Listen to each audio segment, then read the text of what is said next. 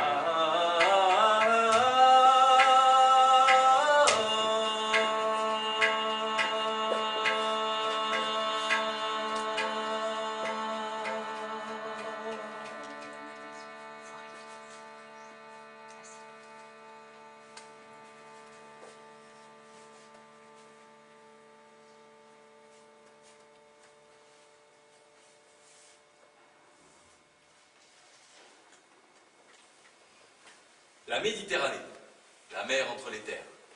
Cette histoire commence il y a 6000 ans, dans l'est de la Méditerranée, dans ce qu'on a appelé le croissant fertile. Là où il y a 6000 ans naissent les deux premières grandes civilisations, la Mésopotamie et l'Égypte. Elles naissent au bord des fleuves, ce n'est pas un hasard. Leur histoire sera très liée à l'histoire des navires. Les premiers bateaux ne naviguent que sur les fleuves, ils sont trop fragiles pour aller en mer. Alors, pendant des siècles, la Grande Bleue restera comme un grand désert d'eau infranchissable. Et puis 2000 ans après, encore 4000 ans avant aujourd'hui, naissent les premiers navires capables de traverser la mer. Ils sont dotés d'une quille, propulsés à la rame, à la voile. Ce sont les bateaux qu'on trouve dans Astérix. Vous les connaissez? Oui. Eh oui, Astérix et Obélix, les galères romaines. Voilà. Enfin, les hommes peuvent traverser la mer.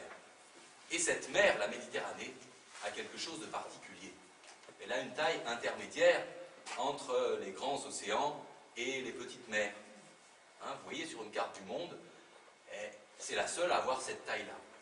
Et ce qui fait que, avant ça, les peuples se rencontraient peu finalement et se sont développés chacun de leur côté. À partir du moment où les peuples ont pu traverser la mer, eh bien, ils commencent à se rencontrer et naissent les échanges commerciaux, politiques, la diplomatie, et puis les guerres de civilisation, les conflits armés, et tout ce qui va créer un peu notre monde actuel.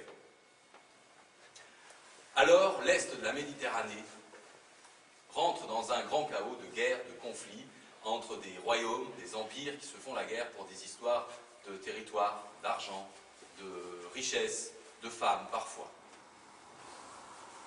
Mais 1000 ans plus tard, encore 3000 ans avant aujourd'hui, naissent les peuples phéniciens. Eux, ce sont des peuples indépendants. Ils ne prennent pas parti au conflit. Ce sont des artisans. Ils fabriquent. Ce sont des commerçants. Ils vendent. Ce sont de fins marins. Ils vont, eux, traverser la Méditerranée dans son ensemble. Ils iront jusqu'à l'extrême ouest de la Méditerranée, découvrir ce qu'on appelle le Far West méditerranéen et aller jusqu'au bout du monde, le détroit de Gibraltar, les colonnes d'Hercule. Ces peuples rayonnent dans toute la Méditerranée, créent des comptoirs qui vont devenir des grandes villes. Ces peuples vivent dans l'est de la Méditerranée, là où on trouve aujourd'hui le Liban, la Syrie, l'Israël. Et ils développent des villes comme Byblos, Sidon. Et la plus influente d'entre elles, c'est la ville de Tyr.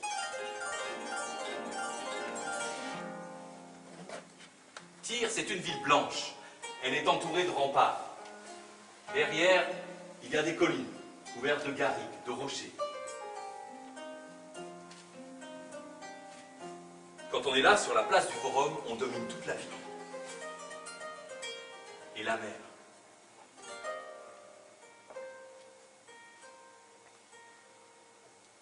De là partent des dizaines de petites ruelles.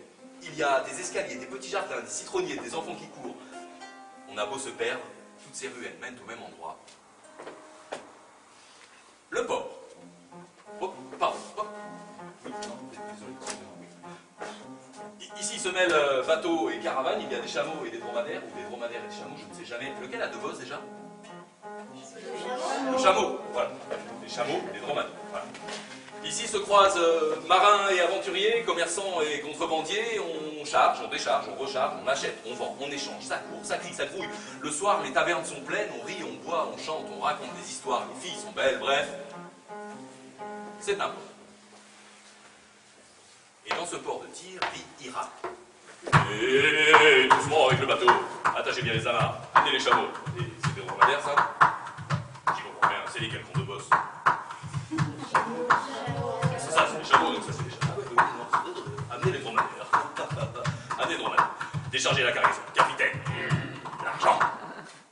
Hiram, c'est le plus riche commerçant de la ville, dans cette ville de Tyr où l'on reconnaît les commerçants à la taille de leur ventre. 101, 102, 103, 104, 106. Quand il a fini de compter son argent, Hiram pavane sur le port. Dans son bel habit de soie, ramené de Chine. Quand on le voit passer, on le salue bien bas. On lui fait des courbettes. Mais derrière son dos... c'est le père du simple. Qui ça? Le Benet, le poète. Celui qui parle aux poissons. Oh, fan des chichounes. Comme quoi les mérous peuvent faire des sardines. Et oui, pour son plus grand malheur, Hiram a un fils unique qui s'appelle Yam et qui est tout le contraire de lui.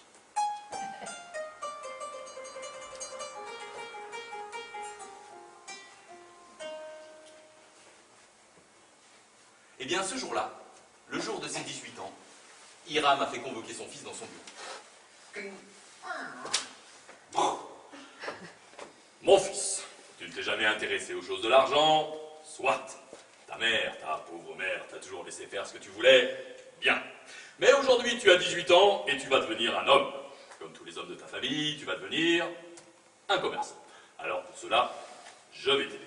Je t'ai fait construire une belle barque en bois, je l'ai fait remplir avec une belle cargaison de sardines bien fraîches. Demain, tu partiras, tu iras vendre tes poissons et tu reviendras avec l'argent.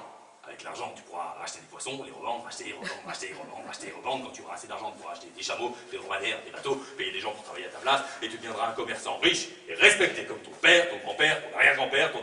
Bien, père, je partirai demain. Le lendemain matin, Yam a rejoint le port, il est monté dans sa barque, il a mis les voiles, et il est parti.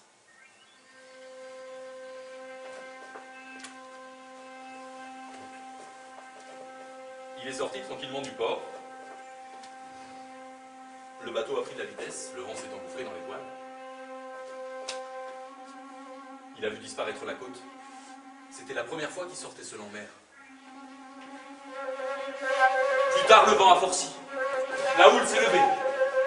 Le bateau a commencé à glisser sur les vagues, de plus en plus vite, de plus en plus fort. Quand la nuit est tombée, c'était la tempête. La houle déferlait, des paquets de mer entraient dans la barque. Yam a vu sortir les démons des profondeurs. Ils sont venus siffler dans ses oreilles. Il a vu les griffes de la gorgone agripper les bords de sa barque. Il a fermé les yeux et a tenu la barre ferme jusqu'à l'aube.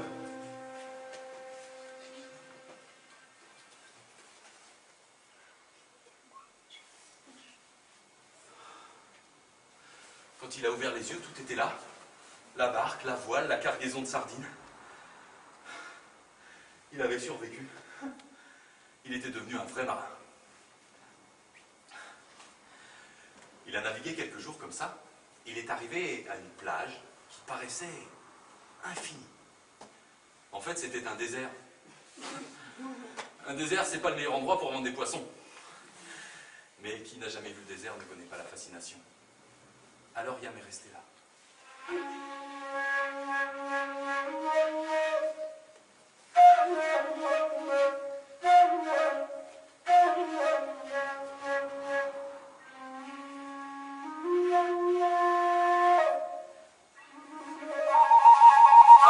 Un nuage de poussière.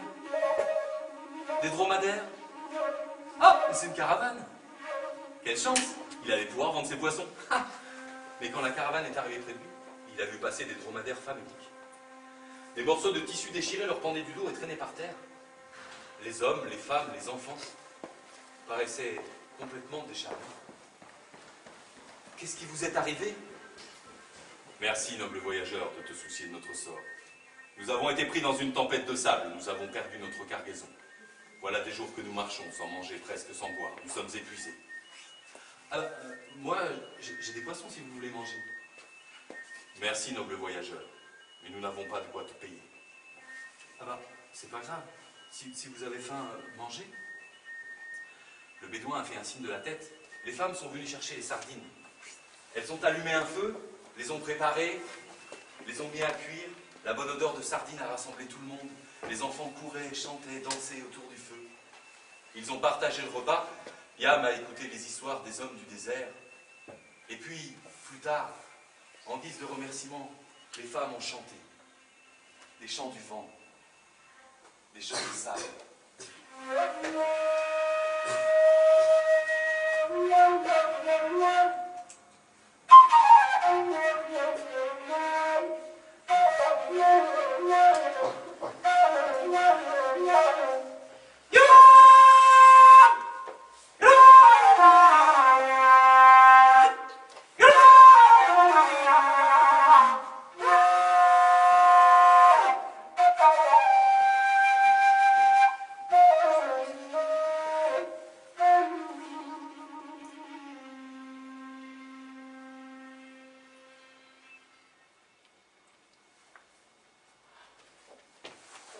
Merci, bonne chance, adieu.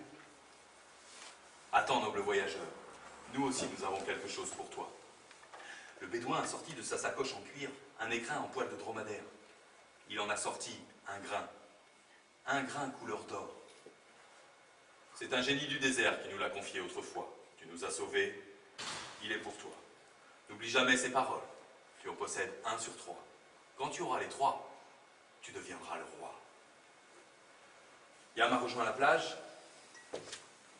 il est monté dans sa barque, il a mis les voiles, et il est parti. Non mais c'est pas possible, ça fait une semaine qu'il est parti. On met pas une semaine pour défendre des sardines quand même. J'espère qu'il s'est pas perdu en mer, avec ma barque toute neuve. Ah oui, vous savez combien ça coûte une barque comme ça, fait par les meilleurs artisans de la ville de Tyr. Ça coûte une fortune, et bien plus cher que... Ah mais oui, le voilà, mon fils. Oui, tu as réussi, je savais que tu pouvais te faire confiance. Alors, ah oui, tu as obtenu des poissons, hein. Combien d'argent tu ramènes? Combien? Il a donné ses poissons.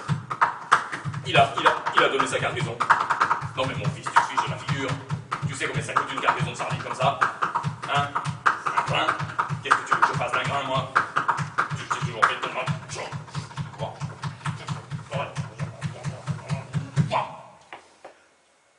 Un vent est passé, a emporté le grain qui est allé se poser sur la colline au sud de la ville de Tyr.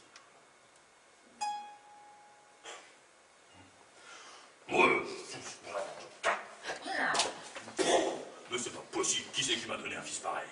Ah bah c'est sa mère. Ah, si vous aviez vu sa mère lui a toujours laissé faire ce qu'il voulait. Et voilà le résultat, aucun sens des responsabilités, aucun sens de la réalité. Alors mesdames, si je puis me permettre, un conseil, tenez vos enfants. Parce que sinon, ça va en faire un. Voilà, les enfants, écoutez bien ce que disent vos mères, parce que sinon, ça va faire du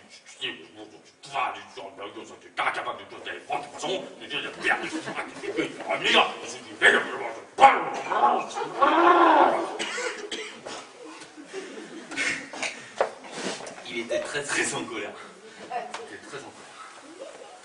Mais bon, vous savez ce que c'est, avec le temps, la colère, ça finit par passer. Et puis un matin, Hiram a fait convoquer son fils dans son bureau. Mon fils, tu as fait une erreur de jeunesse, oublions ce qui s'est passé, je ne sais pas comment on peut donner sa cargaison, mais bref, je vais te donner une deuxième chance. J'ai fait charger ta barque avec une belle cargaison de maquereaux, demain tu pars, tu vas vendre tes poissons, tu les vends cette fois-ci, et tu ramènes l'argent. Bien, père, je partirai demain. Le lendemain matin, le port, la barque, les voiles. Il a navigué quelques jours comme ça, jusqu'à arriver sur une plage bordée de montagnes, couverte de forêts. Il s'est dit, tiens, c'est une bonne idée d'aller vendre du poisson aux montagnards.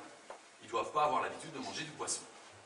Alors il a mis les poissons dans son filet, le filet sur le dos, il a pris le chemin et il a marché. Toute la nuit, à la faveur de la lune. Au matin, il est arrivé à un village, c'était jour de marché. Quelle chance! Il allait pouvoir vendre ses poissons. Alors il a étalé son filet, il a bien rangé ses poissons, et il a attendu. C'était la première fois qu'il faisait ça. Les montagnards sont venus, ça a très bien marché. Ils lui ont donné de l'argent en échange de ses poissons. En 2 heures, il avait tout vendu. Avec la monnaie et le change, il avait récupéré 3 pièces d'or. C'est bien pour un filet de maquereau. C'est bien pour un filet de maquereau. Et oui. En tout cas, il s'est dit que son père allait être content. Il a mis les pièces dans sa poche, récupéré son filet, tac, et il a pris le chemin de retour. Mais là, au détour d'un virage, à l'orée d'une forêt, il a trouvé un jeune homme qui paraissait complètement désespéré. Ah, mais pourquoi, voleur? Rendez-moi mes moutons! Qu'est-ce qui m'arrive?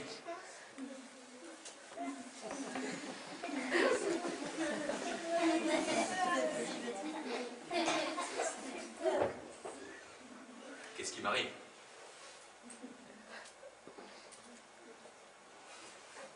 Des voleurs, des bandits m'ont volé mon troupeau.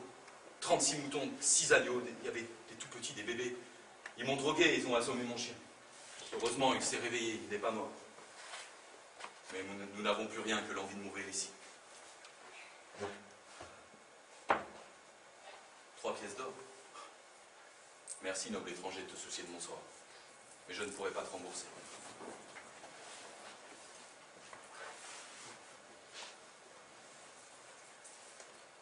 Tu me les donnes?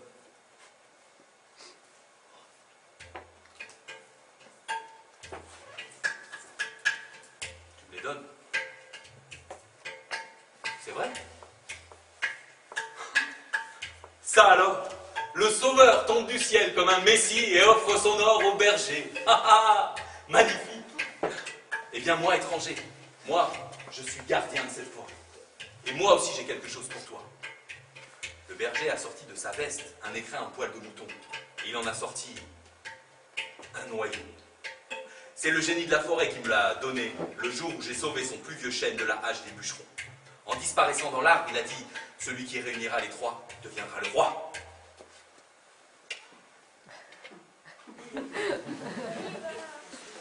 Si votre voisin n'a pas compris,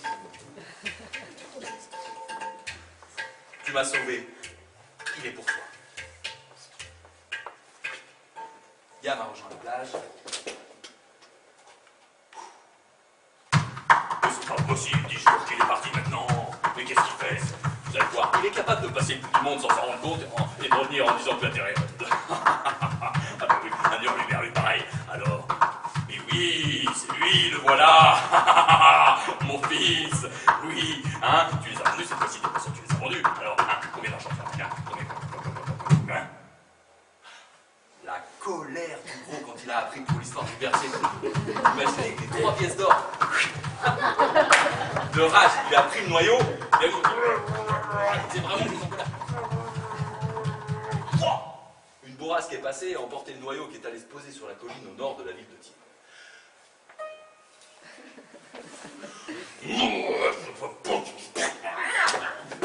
Mais qu'est-ce que je vais faire avec un fils pareil, hein? Ah, mais alors, mais qui c'est qui va prendre la succession? Lui, dis, alors quoi? Il va falloir que je me marie, que je retrouve une femme, et que j'ai un autre enfant, parce que je suis moi pour lui, c'est des affaires florisantes, je te dis, mon père,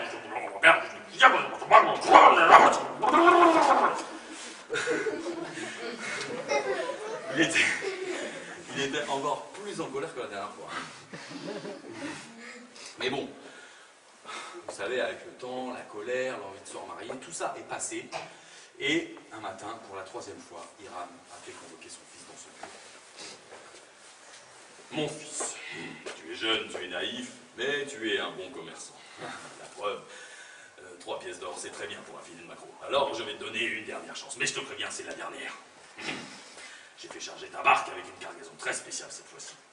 10 poissons volants dans une belle cage de roseaux. Demain, tu pars, tu vas vendre tes poissons, tu les vends et tu ramènes l'argent. Bien, père. Je partirai demain. Le lendemain, le port, la barre, le voile.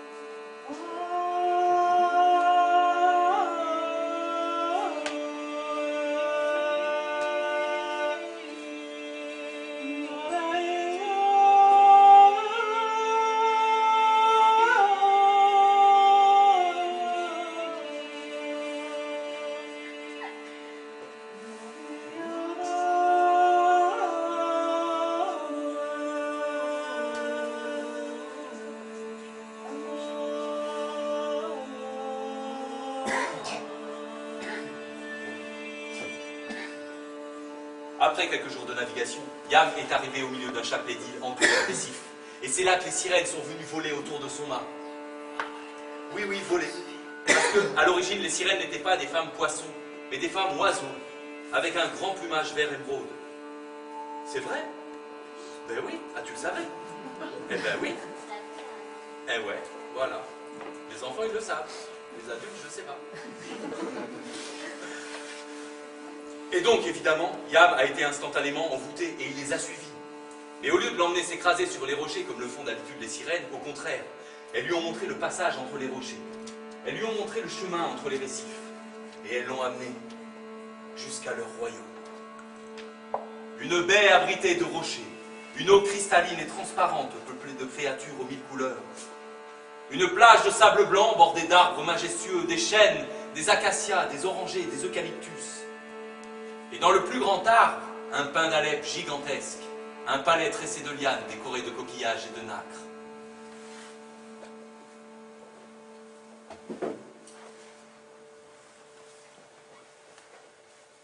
Les sirènes ont invité Yam à venir se reposer dans leur palais. Et elles lui ont proposé un lit d'oursin.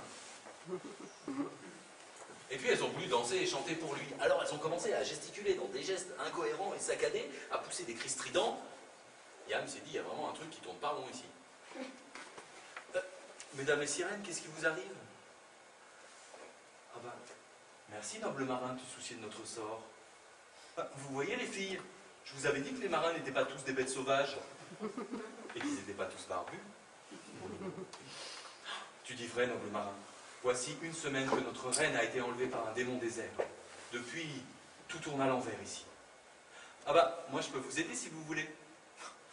Merci, courageux marin. Mais comment pourrais-tu nous aider? Bah, avec mes poissons. Alors Yam est allé parler à ses poissons, et il a... Ah oui. Vous savez aussi bien sûr que les seuls êtres capables de libérer quelqu'un d'un démon désert, ce sont les poissons volants. Oui, vous le saviez? Ah non? Ah, par contre, les adultes le savent. Voilà, donc les poissons volants, c'est plus connu par les adultes. Et les sirènes, c'est plus connu par les enfants. Ah ouais, donc, et tu savais que les seuls êtres capables de libérer quelqu'un d'un démon désert, ce sont les poissons volants. Bon, bref, donc, Yam, les sirènes sont en péril, Yam est allé parler à ses poissons, il a ouvert la cage de roseaux, les poissons ont disparu dans le ciel. Quelques minutes après, la reine des sirènes était revenue.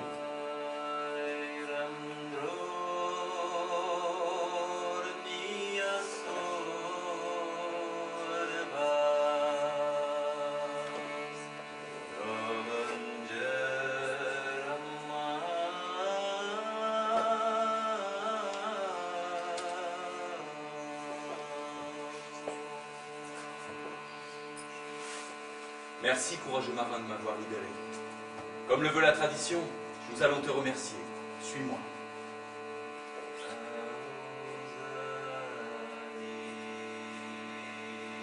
La reine a emmené Yam à travers les jardins du palais.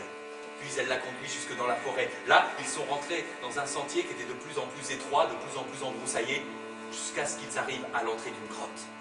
Là, la reine a pris Yam par la main et elle l'a conduit tout au fond de cette grotte. Il y avait là un trésor extraordinaire. Des dizaines, des centaines de coffres remplis d'or, d'argent, de bijoux, de diamants, de rubis. Les parois étaient tapissées de soie rouge. 1000 bougies éclairaient des glaives, des casques, des boucliers, des coupes, des calices. Prends ce que tu veux, noble marin. Ce trésor est à toi. Votre trésor me ravit, ma reine, mais je crois que sa place est ici. Tu es déjà riche dans ton cœur, noble marin. Tu n'as pas besoin de ce trésor. Alors viens, je vais te dévoiler notre plus grand secret.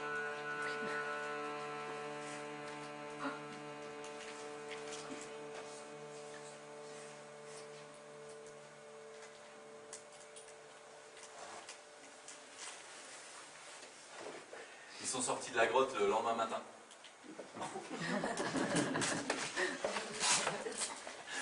Alors en sortant, Yam a cherché son bateau. Ah. Attends, noble marin, j'ai encore quelque chose pour toi. La reine a sorti de son beau plumage vert un écrin d'algues. Elle en a sorti un pépin. C'est un marin que j'ai aimé autrefois qui me l'a confié en mourant. Il disait l'avoir obtenu d'un génie de la mer. Quand il parlait de cette histoire, il fredonnait souvent cette petite ritournelle. Quand tu auras les trois, tu deviendras le roi. Quand tu auras les trois, tu deviendras le roi. Quand tu auras les trois, tu deviendras le roi. Yam a rejoint la plage.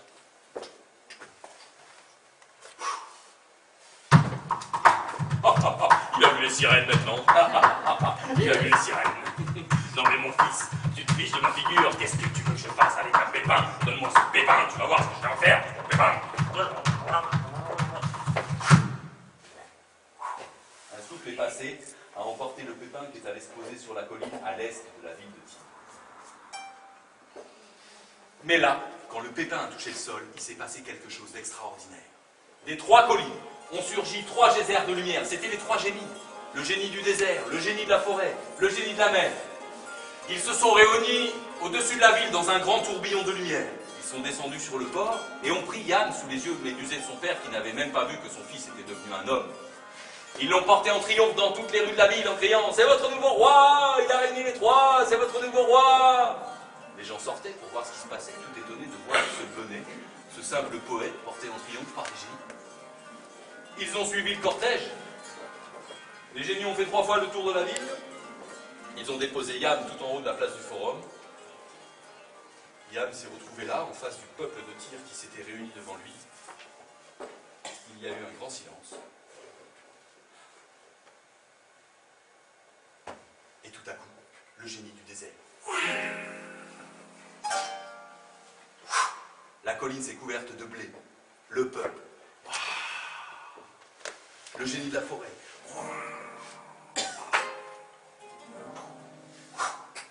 La colline s'est couverte d'oliviers. Le génie de la mer.